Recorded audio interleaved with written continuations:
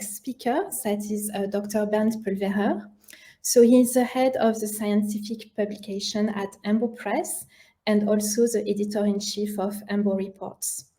So Bernd started his career in 1999 as a senior editor at Nature and then became the editor-in-chief of Nature Cell Biology before moving to EMBO Press, where he took the lead of the journal EMBO Journal for about 10 years before becoming the chief editor of EMBO Reports. So importantly, Bernd is a co-founder of the San Francisco Declaration of Research Assessment called DORA. So for all of you who don't know, DORA basically recognizes the needs for the researchers and the output of research to be evaluated in a better way. And he also right now serves on its steering committee. In addition, he's a member of the advisory boards of bioRxiv, Review Common, ASM Publication, and a member of the STM Image Integrity Group. So today, he will be talking about financing selective open access community journals. So Bernd, thank you for being here, and the floor is yours.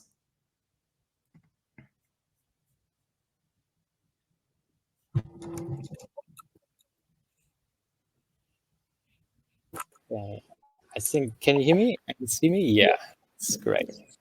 Thank you for empowering my presence now and for the kind introduction. That's great. And it's really good to have this discussion. Actually, it's very rare that we have this forum with both the funders and the now the sort of dark side, if you want, of publishing on the same platform, because it's a complex system and we actually, both of us or both sides, very much into this transition, but we have to make it work. And it's actually very good to have these discussions in a very open and transparent way, because it's a bit more complex than it sometimes seems. And I'm going to try to convince you how we grapple with this whole thing. So let's see if I can share my slides. So can you see those? Okay. Yes. Yes, perfect. So I will tell you a little bit about how this works from the not so dark side of publishing, which is the non-for-profit journal side. So basically, we are community journals at EMBO. As you know, EMBO is a non-for-profit organization that is also a scientific funder like SNSF, but we happen to have 5 scientific journals, which really go back to the origins of EMBO itself as an organization, and have really been sort of pivotal in the molecular cell biology arena in Europe and beyond. In fact, one important aspect that we should maybe come back to in the panel discussion is that 10% of the EMBO budget comes in from the journals. So let's see. I'm going to talk about open access and the cost that publishing at our journals costs, because it is always surprisingly high to people. And then sort of try to explain how we're making our open access conversion now in what we hope is a sustainable and equitable way. And then also touch very briefly on open science, because, and this is something that Tobias already mentioned, this was originally embedded in the open access sort of philosophy, but it's really a very, very different beast, if you want. That's, in my view, much more important than open access ultimately. So how much do people actually care about this whole topic? So if you look at, we did a questionnaire in 2022 about all kinds of aspects of the scientific process, and scientific publishing was regarded as something very important that needs more attention. In fact, the Swiss are slightly more eager to discuss the matter. So here we are.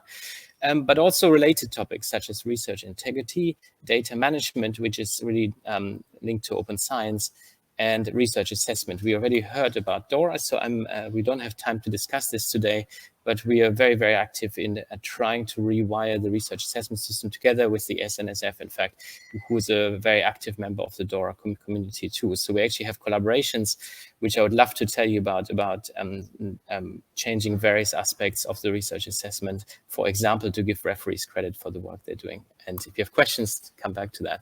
But let's dig in a bit deeper about journal publishing itself in this questionnaire. What do people actually really care about? So open access comes here. So open, you can see the arrows. They care sort of moderately about open access. And interesting, the cost of publishing, people care, 32% thinks that's a really important aspect, but it's really down in the ranks. What people really care about is prestige of the journals, efficacy of the journals, impact factor of the journals, how easy it is for me to get my paper into a high profile, high impact factor journal, which is the status quo basically.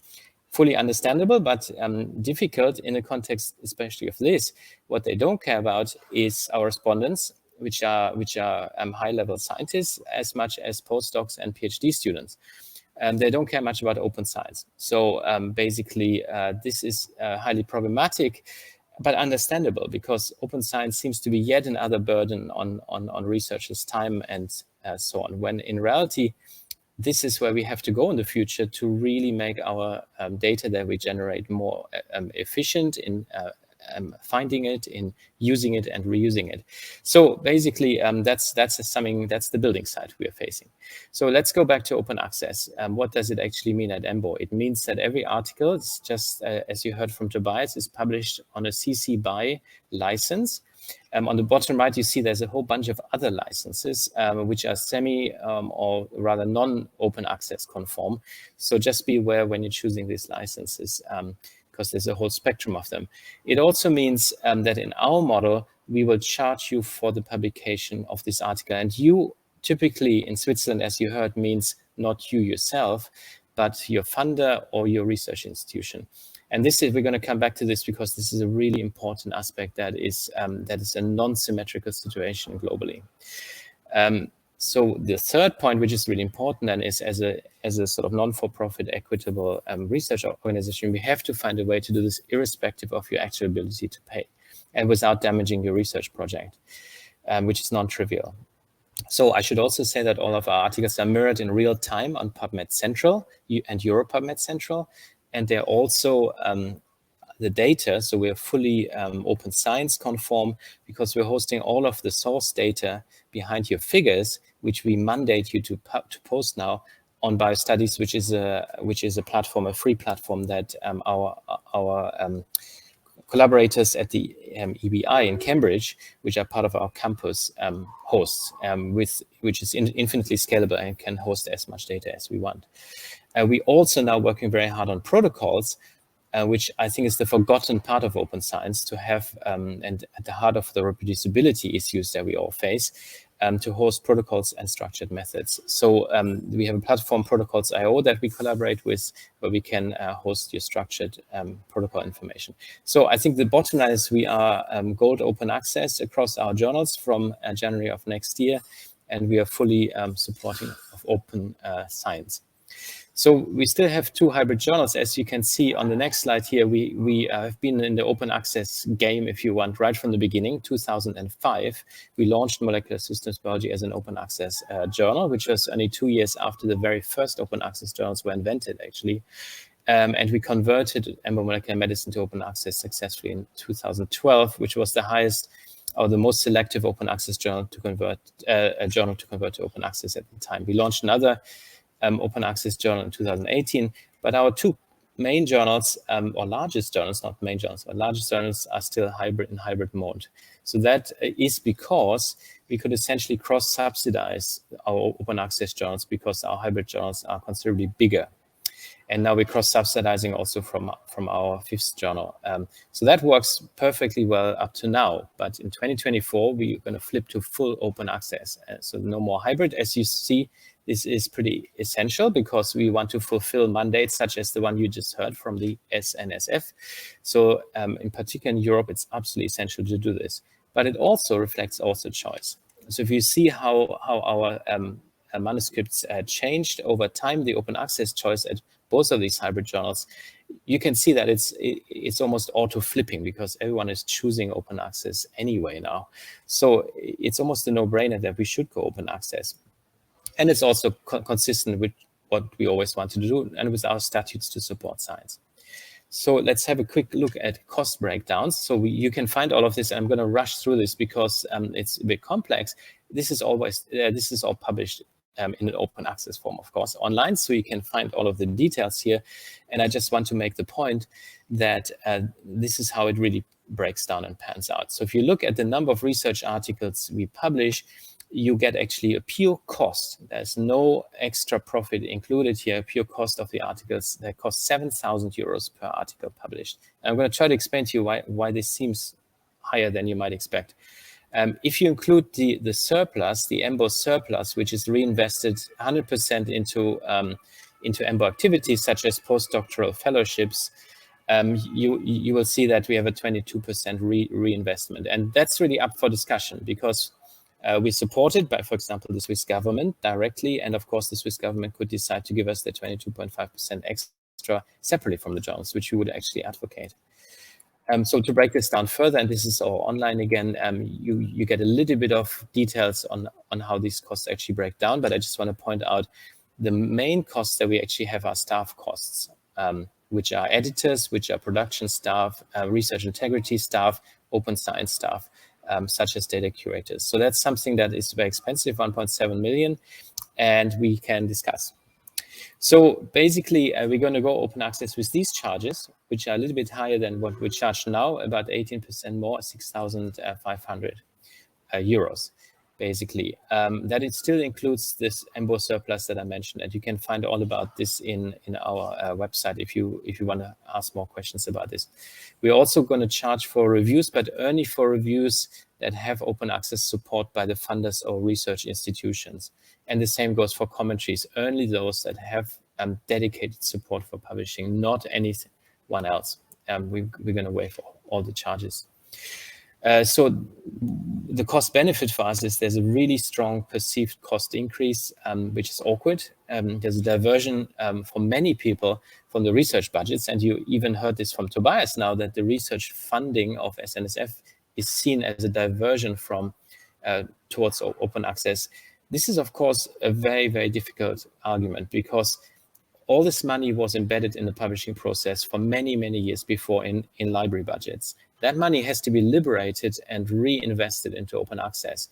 It's absolutely unacceptable that we're dipping into research dedicated budgets to do funding. And it's a bit of a double dipping on the other side, because Tobias mentioned double dipping. If institutions now cancel their library budget and reinvest that into buildings or something, and not give it back for open access publications. So there's a risk also of increased inequity and at a more direct level to us of decreased submissions because of that. And we estimate actually 17% decrease because of this move. And but overall, we need actually to publish 20% more. So it's a 40% differential here to make our business model, if you want, or the financial model work. And there's several ways to do this. You can increase your acceptance rate at journals. The reason we're so expensive, the key reason is actually we're very, very selective at around 10 to 17% of submissions. And that's a whole discussion we can have in the panel discussion. I'm not going to go into this now. We can also increase the transfers between journals so that we capture more papers. So effectively, our acceptance rate goes up. That's really, really important. And we can, of course, strive to increase our submissions upstream. So basically, we do think open access will help us on the other side because it's going to increase the submissions in countries where it's mandated to publish open access. So this is largely European countries. And that we are actually going to increase the readership of these papers. So there's fairly good evidence that the web access goes up and even citations tend to go up on papers, although the data often is very dodgy on this. So basically, what about this inequity point that I made? And I just wanted you to understand it's really important in the context of author charges. Or article, we should really call them article charges because the authors often don't pay them. So basically, the reason this is such a big problem in open access is that there's many, many fewer authors or much fewer authors than readers. Before, everything was distributed around many libraries across the world, large readership. It's 2 orders of magnitude less authors. So the research-intensive universities are bearing the brunt, and with them the authors of the absolute cost of publishing.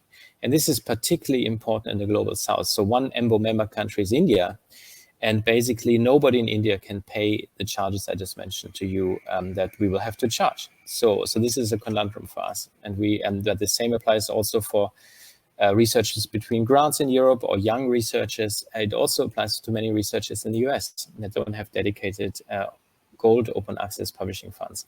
So we have a waiver scheme, a very large waiver scheme. So anyone in an EMBO member country, obviously Switzerland included, who does not have access to funds such as the SNSF funds, or does not have access to the whole charge that we levy per paper, we will cover the rest, basically, from EMBO. So basically, the key models in open access that exist at the moment, there's about 10 of them, but the 3 key ones, in my view, are this APC that we already discussed, a subscribe to open model, which is becoming very interesting in the United States in particular, which is essentially based on a trust basis of converting library subscriptions to open access, and Diamond Open Access that was already mentioned by Tobias. So that's basically that the journals are funded upstream. And a journal such as eLife, which you may know, which is funded by 4 large funders, including HHMI and Max Planck in Germany, which is taxpayers' money, by the way, is funded in a sort of semi-diamond mechanism. So why is open access at the APC, so the article processing charges level, such a complex mess? So we are currently, with our hybrid journals, in quite a stable situation. So on the left, you see all the agreements we have with countries to publish open access in our hybrid journals. Now, if you look on the right, the blue world map, you see the agreements that are dedicated to pure open access journals. You can immediately see there's much fewer of them. 34 goes to 6. So bizarrely, there's a lot more agreements that work on transformative, in a transformative way on hybrid journals than on pure open access journals. So as we flip now to pure open access with our 2 large journals, we're going to lose many agreements, which means many authors have to pay themselves for the publication charges. That's a really bad situation to be in. So our response is, of course, we have these waivers and a token mechanism that I already explained, which is administered in a complex way, which you can definitely ask me questions about separately, but we basically are going to cover anyone who's left behind and cannot pay.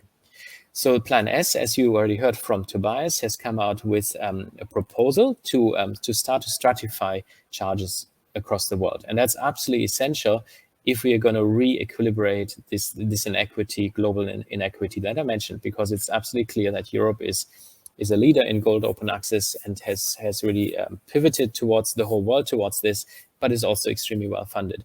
So as you see here in the scheme that was just released a couple of weeks ago, Switzerland is the 3rd most wealthy country on this. Bermuda, for dubious reasons, is the very most, as you can see, but Switzerland is right up there, of course. So that would be in the highest charge range, if you want.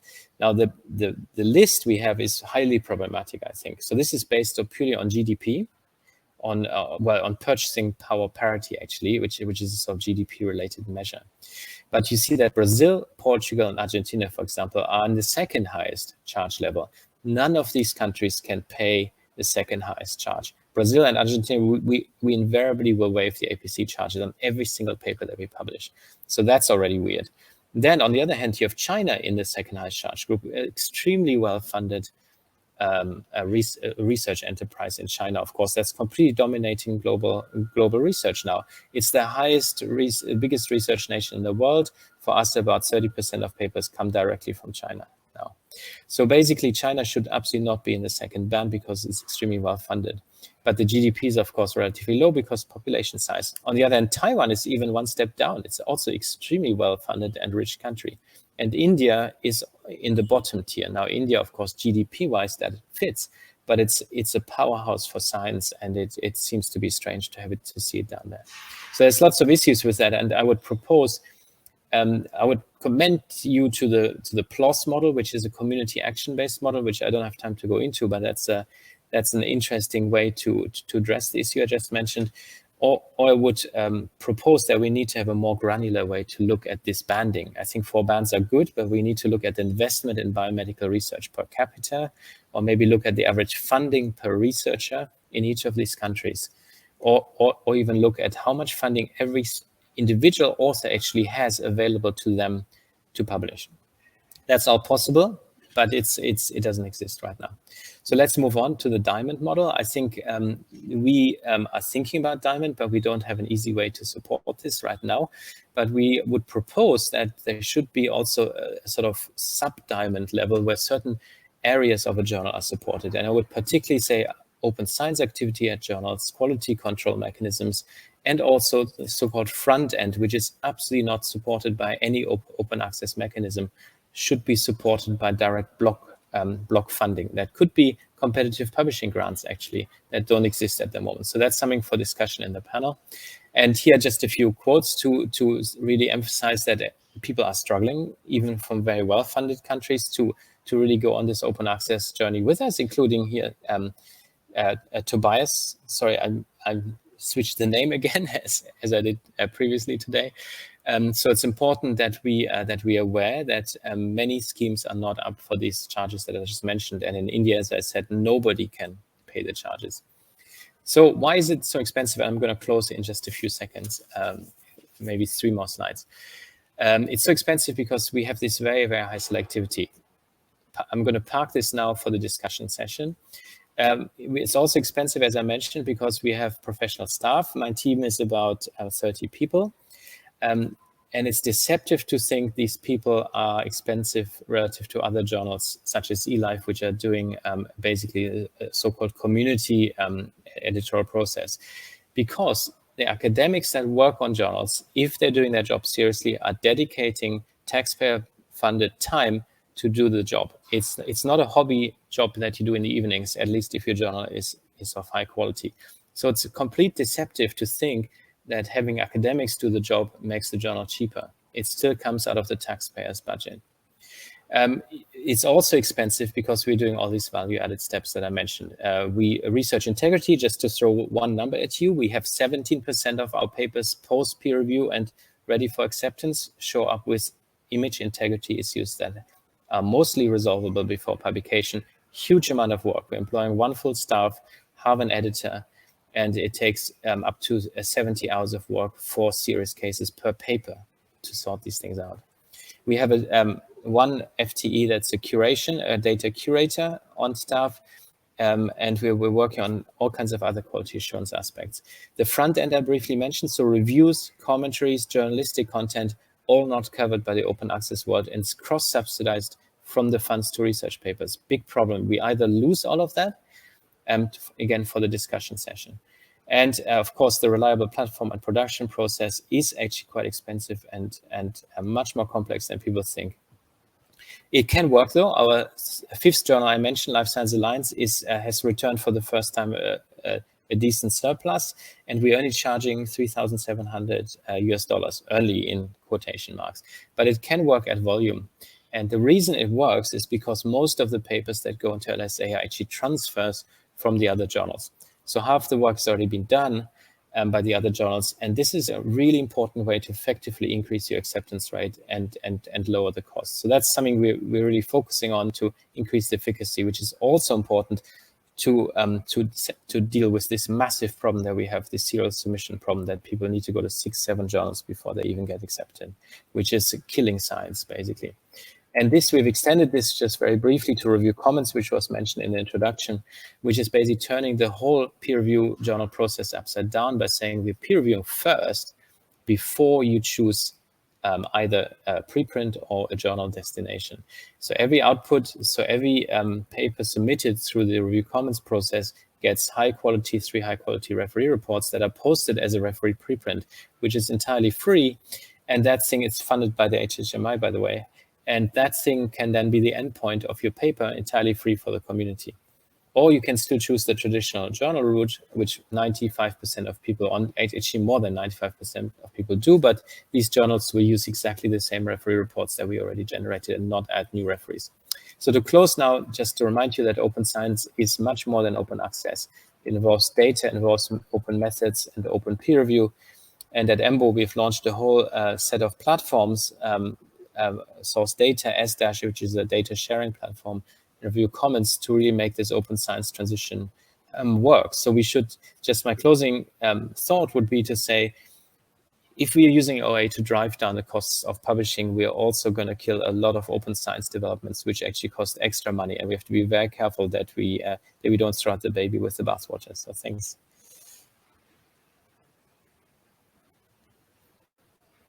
I will stop sharing, and if there's any questions. Thank you very much for your talk.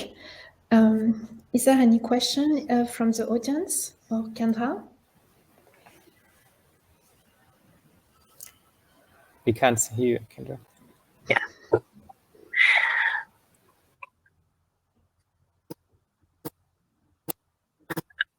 Okay, can you hear me?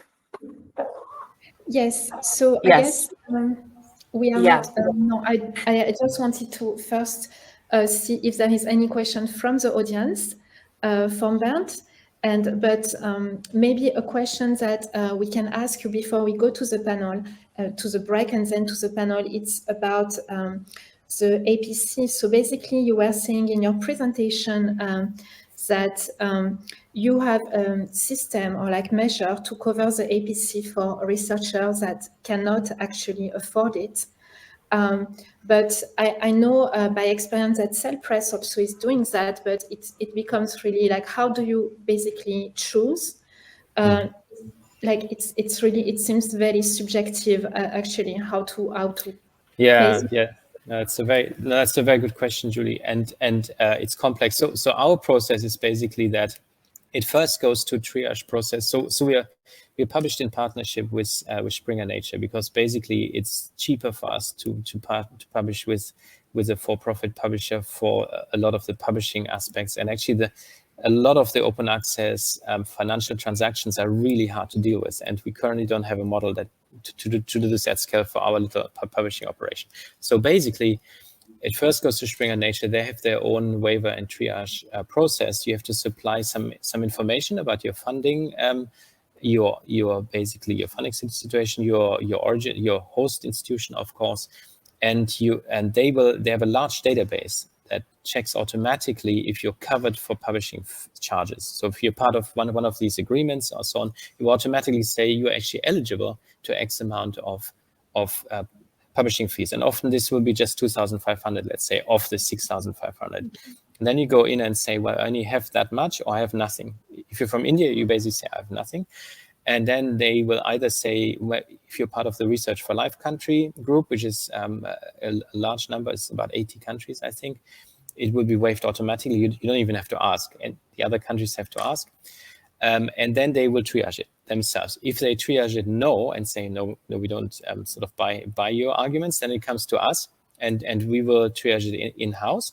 If you're from an EMBC member country, so that's an EMBO member country, which is 27 countries, including, for example, Israel or India, Taiwan, then we will cover the charges you need to fill up to the 6,500 from EMBO funds, essentially. But also if you're from a non-EMBO member country, and it's very clear you can't pay. So let's say Argentina. Chile is an EMBO member country, Argentina is not. So we will just waive the costs. For anyone in Argentina and Brazil, I can state categorically, we will never charge you $0. So it is then a matter of providing some evidence and trust. But you have a two-stage process. Yes. Okay. So the commitment from our directorship is that we will not leave any author behind. So you can basically, we have to guarantee that you'll be publishing the papers that deserve publication. Okay, but it's expensive. Yes. So I think we can now go for a short break before starting our panel. So we will be back at 3:15. So just have a glass of water, a coffee, and we will see you in 5-6 minutes. Thank you so much, and see you on the other side.